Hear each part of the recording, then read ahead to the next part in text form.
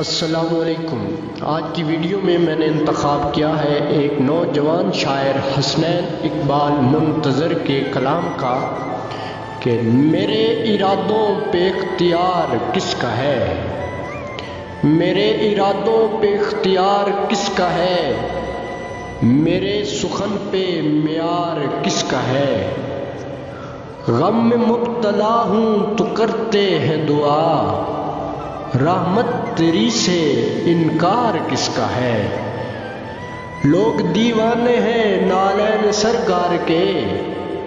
لوگ دیوانے ہیں نالین سرکار کے، لہو سے تر راہوار کس کا ہے، گنوا دی ساری شہرتیں اولاد پر، حکیم پوچھتا ہے بیمار کس کا ہے۔ حاصل کلام شعر ہے کہ